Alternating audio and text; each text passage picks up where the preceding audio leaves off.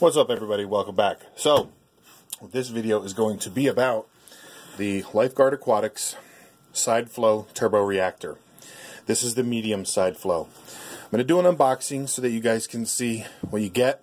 I've already opened it and have actually created some modifications that are going to work better for my tank. And you know, we're going to install this thing and take a look at the before the tank and after. It does come with paperwork on all the parts, how everything is, shows you all the different ones that are available. So I've gotten stuff from them before and it's a nice quality. So here's the reactor. Of course, you get your sponge. It does come with 2 sponges, and this is the bottom support plate for the pump. Put that to the side. Here's your I guess we'll call this an exit tube.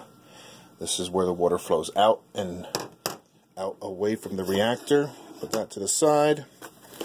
Here's the reactor itself. And we will go over the measurements of everything. I'll put a tape measure to it.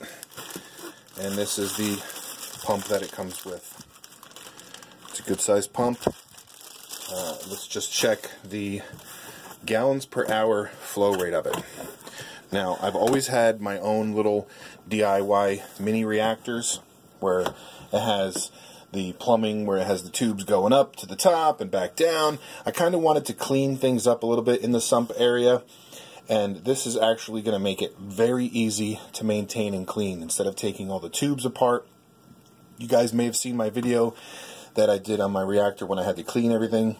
This is going to be easy. Unplug it, take it out, hit it with a brush, clean it, put it back in.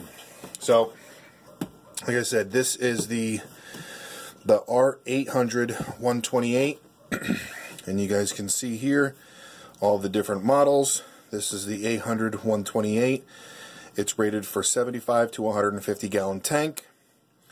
It does have the measurements on here. It's 4.7 inches by 4.15 and 15 3/4 tall. 240 gallons per hour, which is good. I like that. I have a 185 gallon per hour pump on mine now, but it goes way up to the top of the tank and back, so it does have some head pressure. But the cool thing about this is it does have a dial on it so that you can adjust the flow, which is really, really good. You guys can see it there. Opens and closes it. It's awesome. This is going to be super simple to maintain and use and work with, but like I said, I have made some modifications and I will show you guys what those mods are right now. Let me get some of this stuff out of the way and we'll go over it. So your pump just goes right in here. Very simple, easy install. It fits in there real nice and snug, so if you ever want to take your pump out and clean it, very easy to do. And I don't even have to actually unplug this when I want to refill this. I could just hold it in place, pop the pump off, and take this right out. Look, just like that. Easy. No plumbing to disconnect from the top of my stand. So what I want to show you guys is, this is a big reactor. The chamber itself is almost twice as big as I would like it to be. Now, it does come with these sponges, so that, say you fill it with carbon, you can create your own space. Now, I like to put my carbon, Fosgard, GFO, whatever, I like to put them in media bags and then place them in the reactor, just in case things just goes everywhere, and plus it's easier to take out and clean. Now, this comes with a built-in spacer that brings it below your exit chamber. See that? It comes right here and right out. And it does come with another sponge. Now, I used to use, well, I still do on the downstairs tank, and right now the mini reactor is running, which is about 5 inches tall. This is actually the insert of what I'm using now. So you can see that I filled this with carbon and a little bit of Fosgard, but it's always really, really a snug, tight fit, and I needed a little bit more room. You can see how it's cracked here. That's from me really packing it, jamming it in there. So I wanted something bigger, and that's what this is. But like I said, it's just a little too big. So if I put this in here, you guys can see how much more room is in here that I really need. I only wanted it to be like maybe an inch taller. So what I've done is came up with my little modification to it, my own little DIY. And like I said, it's very easy to take apart and clean. So what I did is, you take this little, what I'm going to do, you guys can do it too if you want, but I take this little screw apart, and now it's right there like that. Super easy, right? So what I wanted to do is, I don't want to use sponges, because sponges, to me, they get nasty. You know, I like to let my carbon and stuff sit for like a month, so I don't want to really have these in my tank. Try not to have them as much as possible. The only thing is the sump socks, and those I change, you know, every other day. So for this right here, this reactor, I don't know about the other ones, but if you take a piece of 3/4 inch PVC, it fits over perfectly. A little bit of play, which is good, but it fits over perfectly. Then what I did is I took the one end of a union, okay? I didn't glue any of this stuff on, and I'm not going to make this permanent because you never know. One day I might want to use this on a bigger tank, and I will be able to fill it with carbon. So what I'm going to do for the purpose of the video is I'll flip it upside down, because like I said, this is going to fall. But you know what? Maybe I'll put some stuff in here. Hold on a second. I think this might be a little bit better. Bear with me. Okay, we're back. So what I ended up doing is I took some pre-cut pinky filter pads, and I put them in here just for the purpose of the video. Now, let's just imagine that this is my carbon, GFO, whatever. I don't want that stuff tumbling, so I want it packed tight. So what I could actually do is take one of these, and I could cut a little square just to give me some cushion, right? So this originally is screwed to the plate, but what I can do is drop it in here, right?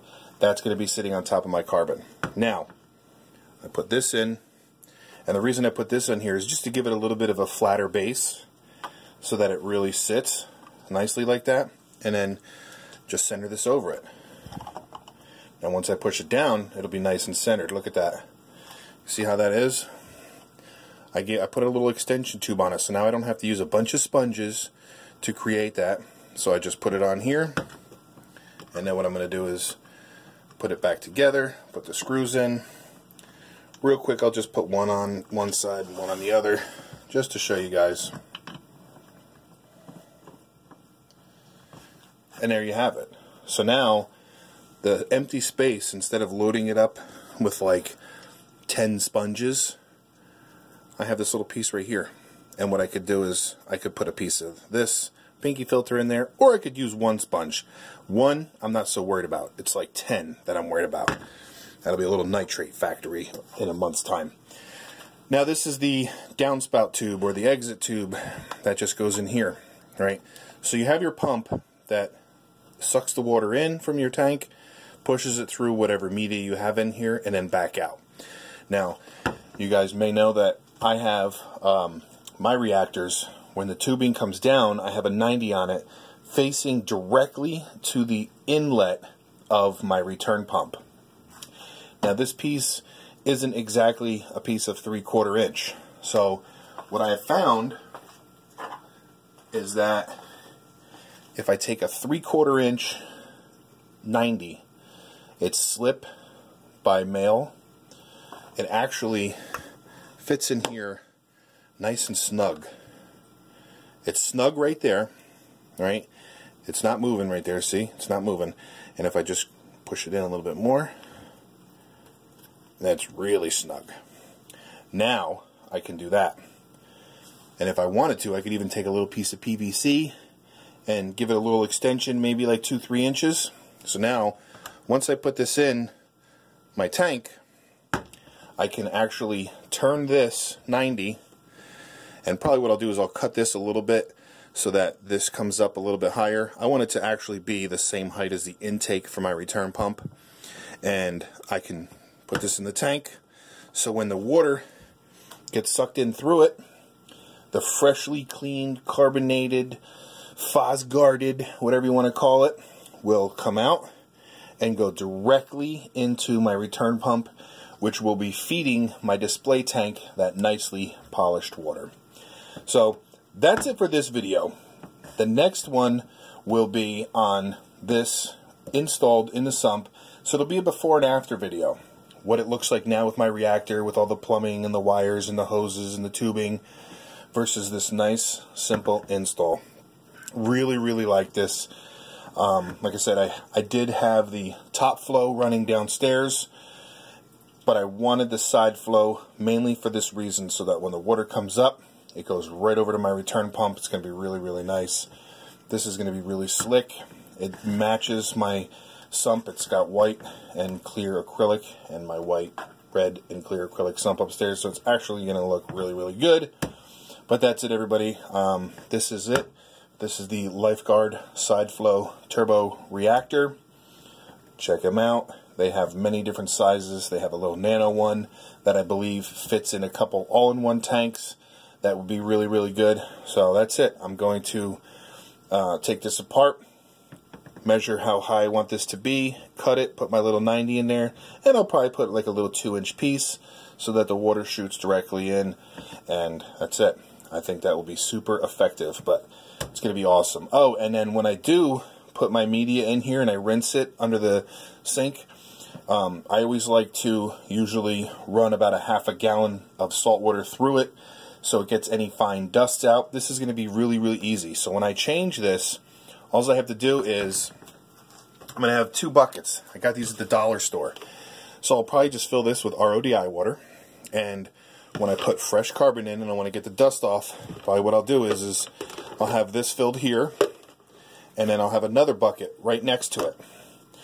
Plug it in, it'll suck all the water out of here, get all the dust, push it out into the next bucket, and then I can just take it out, put it in my tank, so that way I don't fill up my display with all that dust from Fosgard and carbon and all that stuff. So really, really like this. I'm really excited about putting this in there. I think it's going to make the sump look a heck of a lot cleaner, more organized. It's really nice. I love it. I like the fact that I can adjust everything. It's going to have really good pressure. You know, I don't know. I just might fill this whole sucker up with carbon. What do you guys think? Should I just load it with carbon or just do like I have planned? My standard, you know, amounts. I think it's like 3/4 cup of carbon and 1/3 cup of Fosgard. That's what I've been running for years now on the 75. But I've always had a real tough time, like I said, packing it in this one here. And if I get the 10-inch one, it's essentially the same thing. I have to fill it with a bunch of sponges. So, but this is going to be really great.